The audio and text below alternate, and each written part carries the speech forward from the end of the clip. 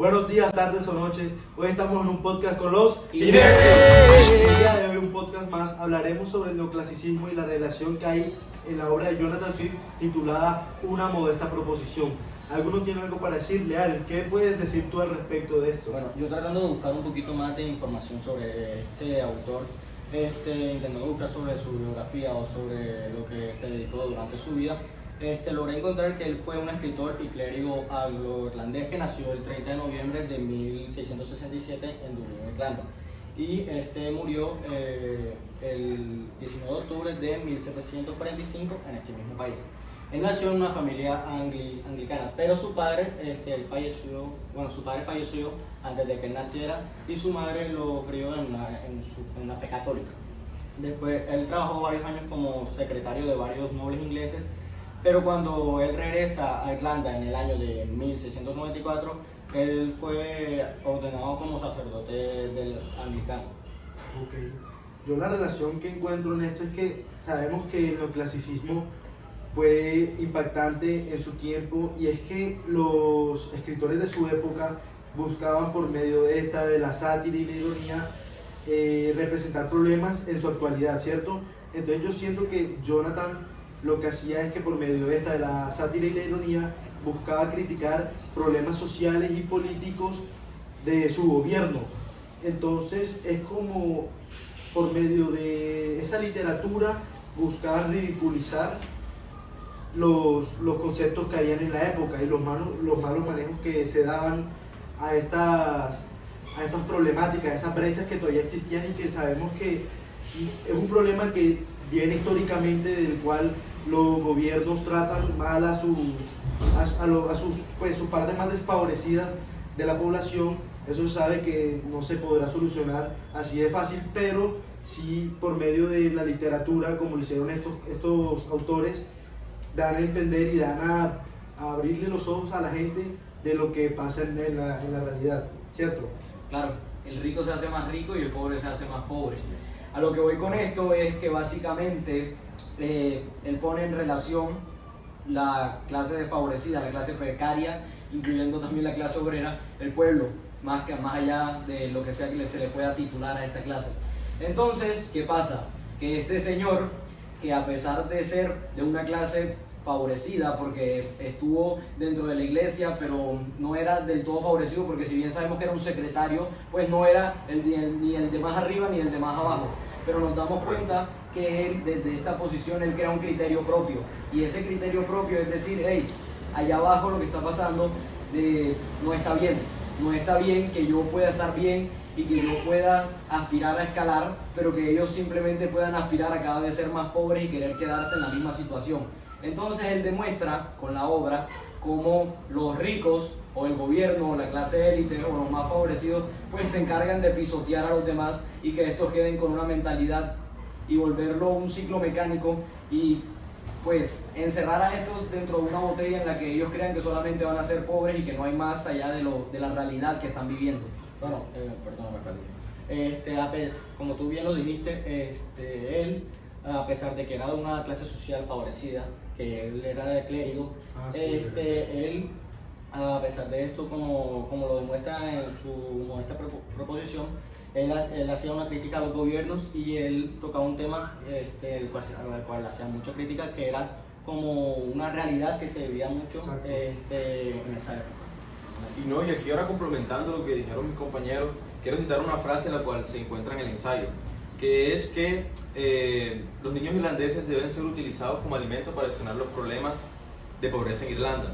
Esto básicamente él lo dice como una crítica social. No quiere decir que él, al decir esto en el ensayo, quiera decir que esa es la solución para la pobreza.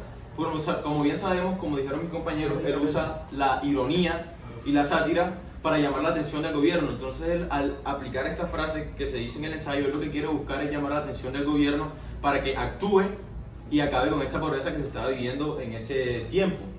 Exacto, su ensayo lo hizo como con un tono burlesco y fuerte para dar a conocer esa realidad. Obviamente los pobres no le van a vender sus hijos a los ricos, pero sí es una forma de dar a entender ahí qué está pasando. Ya que él desde hace tiempo viene analizando cómo se veía la pobreza en Irlanda. Entonces él, al ver que el gobierno no afectaba nada, él dijo, yo tengo que hacer algo, y entonces digo, voy a usar la sátira y la ironía para que el gobierno por lo menos vea y diga, lo que yo estoy diciendo es verdad, y se ponga a pensar y solucione el problema de la pobreza. Por otro lado, si lo vemos de otra forma, también esto es como un intento de un golpe social. Exacto. Un golpe de Estado, perdón, porque los pone en una situación ridícula, porque al decir la única solución que encuentro, irónicamente, es entreguen a sus hijos como método de alimento o método de pagar, pues es un pellizcón o un tratar de decirles, hey, no están funcionando, no están sirviendo, ¿qué hacen allá ustedes arriba? Porque no están cumpliendo su función, y encima de no cumplir su función, pues se están lucrando de los demás. Y también sirve como un despertar para los pobres, para la clase poco favorecida, porque esto también les puede hacer pensar y les puede, si bien sabemos que el neoclasicismo es el siglo de las luces, pues los puede iluminar sobre este periodo y hacer pensar que no se merecen estar donde están y que hay una oportunidad y que tienen que empezar un movimiento para poder cambiar esta situación. Sí, sí.